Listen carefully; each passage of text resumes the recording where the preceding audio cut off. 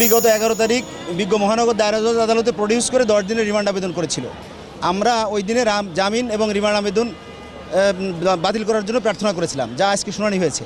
আমরা আসামি মোতাজ্জেরুল ইসলাম মিঠুর পক্ষে আমি অ্যাডভোকেট শফিকুল ইসলাম সহ আমরা একাধিক আইনজীবী ছিলাম। আমরা আমাদের পক্ষে যে সমস্ত আইন আমরা সেটা বিজ্ঞ আদালতে উপস্থাপন করে শুনানি করেছি। এই আসামির বিরুদ্ধে বিগত 16 সালে এই দুদক একটি মামলা করেছিল বনানী থানায়। সেই মামলায় সেখানে রিপোর্ট দিয়েছিল 18 সালে যে তার বিরুদ্ধে কোনো কিছু পাওয়া যায় নাই। সেই ফাইনাল রিপোর্ট অ্যাকসেপ্ট হয়ে এই মহানগর দায়রা জজ বাহাদুর তাকে অব্যাহতি দিয়েছিলেন। পরবর্তীতে আবার সেই একই সম্পদ বিবরণী দিয়ে একই মামলা করেছে।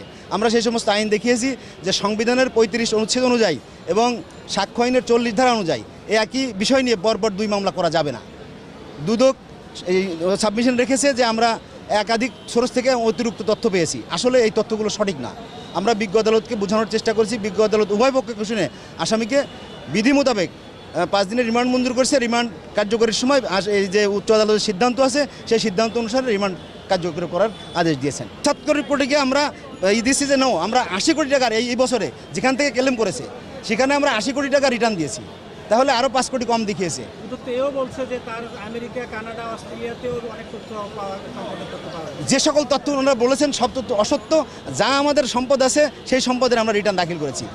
আজকে আবেদন করেছিলাম এই মিঠু, যিনি স্বাস্থ্য খাতের একজন দাম করা উল্লেখিত মানে সিন্ডিকেটের হোতা, যার কারণে হেলথ ডিপার্টমেন্টের দুর্যোগ নেমে আসছে এবং সেই বিষয়ে 75 কোটি টাকা জ্ঞাত আয় বহির্ভূত সম্পদের বিষয়ে মামলা হয়েছে এবং তাকে গ্রেফতার করা হয়েছে। সেইখানে তার রিমান্ড চাওয়া হয়েছে। আমাদের বক্তব্য ছিল যে রিমান্ড চাওয়ার মূল উদ্দেশ্য হচ্ছে যে তদন্তকালে তার খোঁজ পাওয়া গেছে যে তিনি আরও অনেক শত কোটি টাকা তিনি পাচার করেছেন এবং তার সাথে কারা এই মানি লন্ডারিংয়ের কাজে জড়িত আছেন সেই তথ্যগুলো উদ্ঘাটন করার জন্যই আমাদের আজকের রিমান্ডের প্রয়োজন ছিল। কানাডা, অস্ট্রেলিয়াতে এইগুলো তদন্তে বেরিয়ে আসছে, তো সেই জন্যই আমরা নিবিড়ভাবে তাকে জিজ্ঞাসাবাদ করার জন্যই আমরা এই রিমান্ডের প্রেয়ার দিয়েছিলাম এবং বিজ্ঞ আদালত শুনানি শেষে সন্তুষ্ট হয়ে 10 দিনের রিমান্ড চেয়েছিলাম, সেখানে তিনি 5 দিনের মঞ্জুর করেছেন। সেটা আগামী রোববার থেকে বৃহস্পতিবারের মধ্যে